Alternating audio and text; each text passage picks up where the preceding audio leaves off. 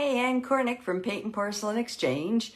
I'm here to teach beginners how to get started in China painting and also to encourage those of you that have been painting a while to paint along with us. And today, I just wanted to take a minute to show you how to do resist. This is the way he's going to turn out. We have to put resist on in order to protect the deer. Now, on the deer, you can see up here I have white on the antlers. And I really want to make sure that white stays nice and clean. And so using resist is one way to do that. I don't usually use resist, but these are kind of fiddly. And I find that if I have to paint them on my own and paint around them, it's difficult. Plus, if we're going to be doing wet rounding and you use a pouncer, and you pounce, and if you pounce over these areas here, you know, the antlers, they're not going to come out very well. First things first, if you haven't sanded, this is a sander. I think you could also use like brown paper bag because it's about the same consistency as this. But you should always sand your piece before you start the next fire. It should feel smooth, or pretty smooth. I can feel the raised areas where I painted, but that's about it. And that's what you want in order to begin this. Now, what is resist? If you're in Canada, they call it masking, or mask. And it's, you can buy it through Dallas, you can buy it through Maryland, China, or any of the people that provide, you know, supplies to you. It's called Red Resist. And this one I got from for $5.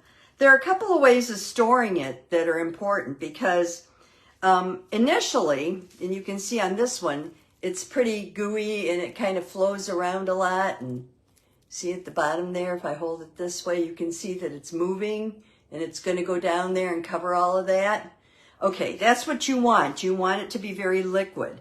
The best way to do that is once you've opened it, put a piece of plastic wrap over it. I learned this from Lorna McLean.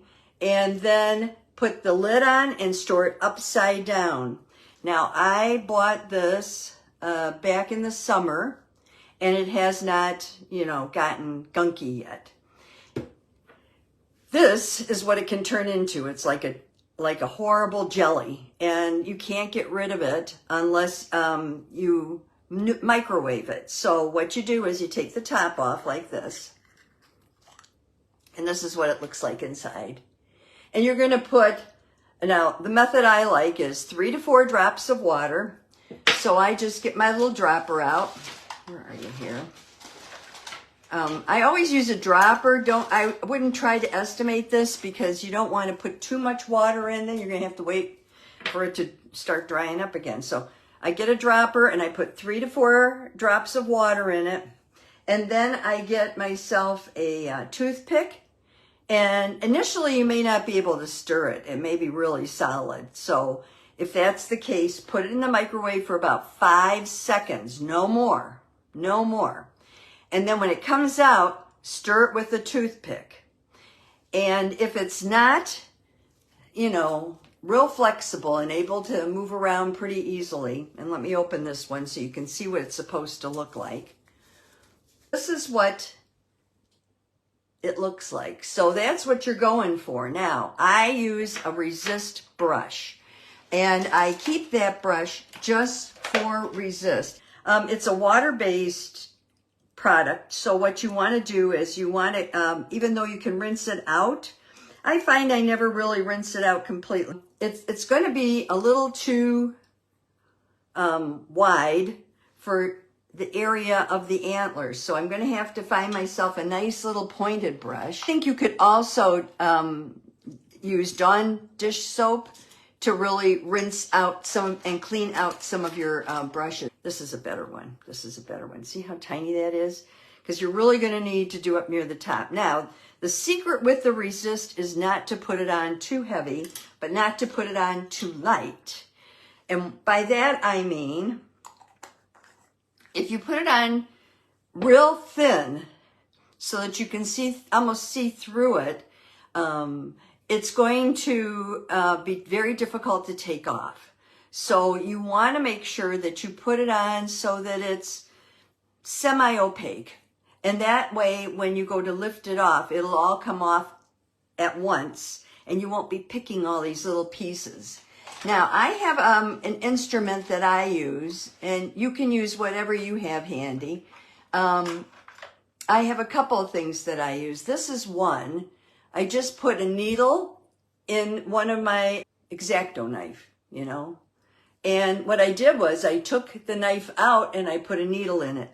That will work for you. I also have a pen that just has a needle on it that I use for raised paste and raised enamel, or just a needle.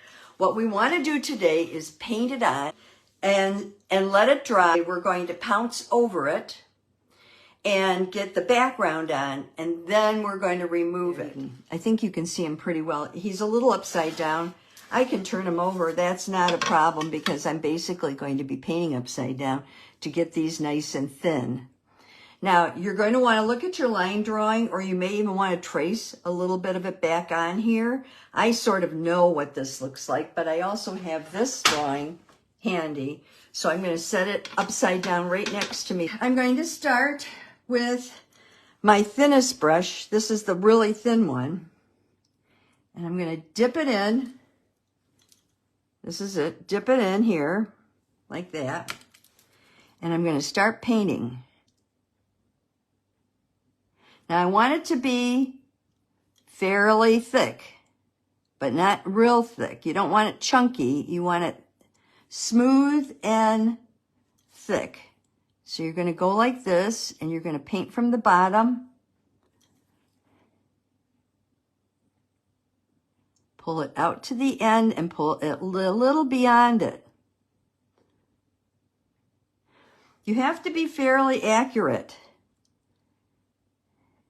because you're going to be putting this background on, and once the background is on, you can't really go back and redo the background easily. So it's important that you do this. Now, I'm assuming everybody has resist in their area. I don't know if you do or not, but I hope you can get it. If not, in a pinch, and I mean really in a pinch, I have used Elmer's glue. And what you do is you just take the Elmer's glue, which is a white glue. This is Elmer's glue. It's a school glue. And put it in a puddle and do the same thing I'm doing with it here and let it dry.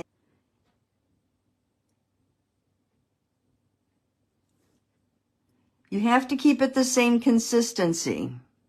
Now, let's say like here, I don't know if you notice, I don't know if I can show you, but right there, there's a little bit of brown showing, and I don't want it to show. If I don't mask it with a resist, what'll end up happening is, and it's a good thing, is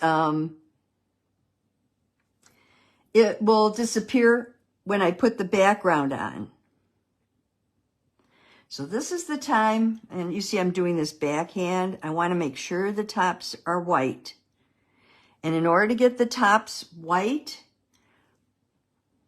I need to go a little bit beyond where I was and pick up a little bit of the white china.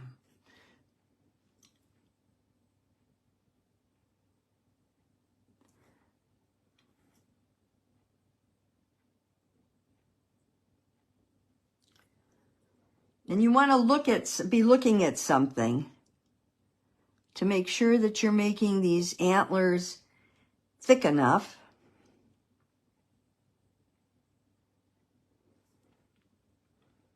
Because if you don't, the background will cover that area and you won't be able to do it.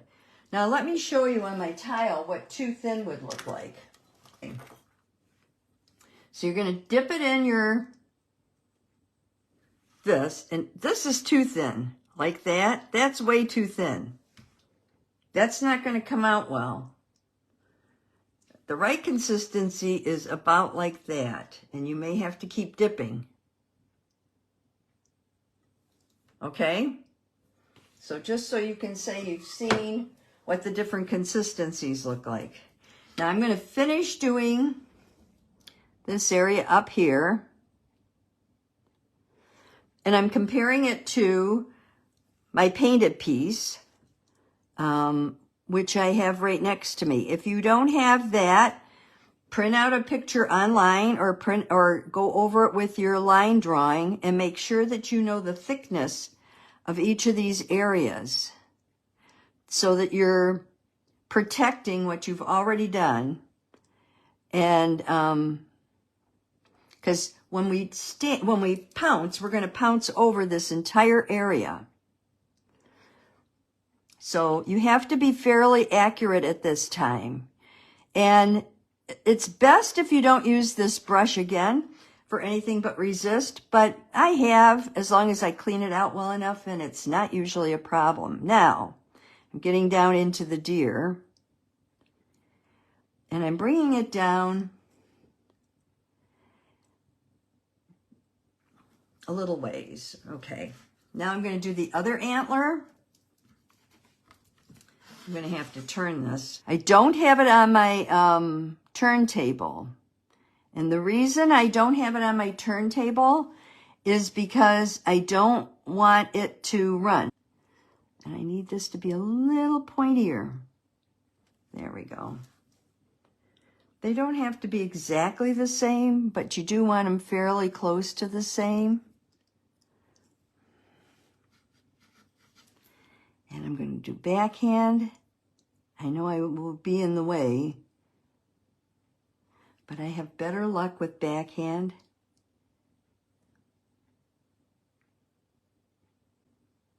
All right, so those are his antlers. Now, I'm going to start going down here and going around his ears. And I'm just painting him in, basically. Don't get messy on the brush, though, because the more mess you get on the brush, the harder it is to control where the resist goes, because it'll start to build up on your brush anyway, because that's just what it is. It'll start to dry as you use it. And so you really want to, I use it right out of the jar, by the way, but you really want to make sure now that you don't let it build up on your brush too much. One of the things that you need to do is make sure that you have the resist everywhere you want it. But, as in this case down here, you're not going to need to cover the whole deer, although up on the head I think I will, because I think it'll work to my benefit to have the deer covered up on the head. But don't go outside the lines, because if you go outside the lines, that area will be white. So, like where my black is, if I go outside of the black, then that area becomes white. Okay, I'm going to turn this back again to face me. There. Staying within the brown. I'm not going outside the brown that I painted on him already, because I don't want it to be white. Now, on anything that I'm afraid I might mess up, I'm painting over it. And the face is one of those things that I think it's worthwhile taking a minute and putting a little extra resist on the face, because you want to make sure that you don't lose any of those features. But then when you come down to the body and down in here, if you just want to paint a border, you can. You can lay it in like this and then go back and add a little of the stuff and smear it out a little so that you have it on there. And the same thing with down here. I have a pointed brush. Don't forget that it doesn't matter if the edge is a little rough, because you're going to have fur, so it's going to be a little rough.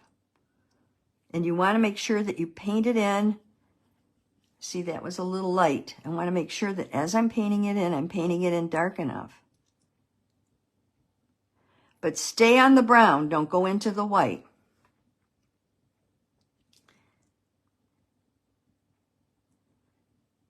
Okay, same thing with this leg.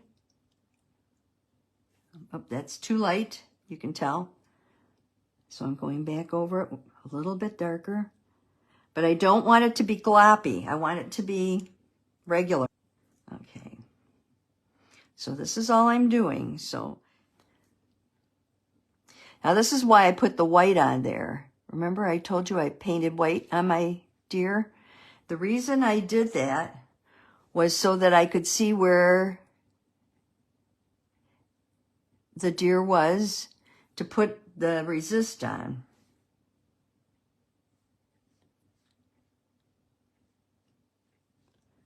And you want the resist to be fair. You don't want to be able to see through it. So here I can see through it a little. I think in Canada, and I don't know if anywhere else, they call it masking. It'll give you a very clean lines as long as you stay on the brown. Don't go into the white, because then what's going to end up happening is you're going to do the background and then you're going to have a problem. Now, you don't have to paint the whole deer. You don't. And like if you want this leg here to be a little thicker, this is the time to do it and then paint it in. But anywhere that you're afraid that you might accidentally lose some of the integrity of this piece, like here where the white is, I'm just going to paint over it then so that I don't accidentally get some of my blue on it when I do my background. There's a lot of white on him there. And you can paint the whole thing if you want. Just make sure that you leave yourself a space to lift it. Okay? All right, I'm going to let this dry. Let me show you how I'm sealing this up. I'm going to take my jar. I'm going to put my plastic wrap back over it, the same one I had on before. Pull it down real tight. And then I'm just going to put my lid on it and store it upside down, and it'll be ready for the next time I need it. And with these two brushes that I have, I'm going to take my water. It's water soluble. And to clean these, I'm just going to put them in water. Now, I will go and use the sink and really get, I have Dawn dish soap, which works very well. And I'm going to get it off of the ferrule. You don't want it on the ferrule. So I'm going to work it out. And then the same with this one. I'm just going to work it out. And you can keep wiping it on a Kleenex like that, just to see how much you have in it. And on this one, I'm going to wipe it on a Kleenex because I want to get it off the ferrule. There, the ferrule's clean. And then I'll just leave these two just soaking. I'll dip them in and just let them be wet. And I'll take them into my kitchen. You want to cover your deer. See how well mine is covered? And let it dry completely. Because we are going to go over it. Now, you see, I have a few lumps and bumps on there. Like here, it's really thick, and there, it's really thick. One or two of those I don't think will cause a problem, but if you put it all on too thick, it's going to be very difficult to get off. If you don't have resist, I have used Elmer's glue in the past and just let it dry. You're going to need some kind of wrap if you want to do the wet grounding. This is the wrap I use. It's MWrap from Mueller's sportsmed.com, right there on the back. You could probably order that. It's stretchy, like this, and it's kind of a fibery thing. And then you want some kind of a sponge to put under it. I have those triangular sponges, and we'll fold them in half and then use them. Any kind of sponge underneath it will be fine. And then you're going to want to put your you're going to want to have a drying medium of some sort. So you're going to want to have Copaiba or MX54. I got mine in Canada, MX54. But you don't have to use that. There's also a way of doing it with Coke syrup, and you can look that up on my YouTube channel. And that's wet grounding, and that's using a cola syrup of like we've used in the past. And you just put it on and use that, and that will also make it easier for you. So look at that video, see if it'll give you some tips, because we're going to do our wet grounding next time on this animal, and we're going to do it in multiple colors. By that I mean it's not just going to be a solid blue or a solid black like you've seen before. We're actually going to pick up different colors. We're going to start out with a lighter color and then go to slightly darker colors on our pad, because what you want is a varied background like this. Okay. Alrighty, so I hope that taught you how to use Resist. Well, thank you for watching, and pick up those brushes, keep painting, and I will see you next time. Bye-bye. And I hope you'll take a minute to subscribe so that other people can learn more about China painting and we can get the word out to more people. You also can look at the links below. My Paintnporcelain.com website has a lot of freebies and printables for new and experienced painters, as well as studies, supplies, and even some of my hand-painted china. So thank you again, and I'll see you next time.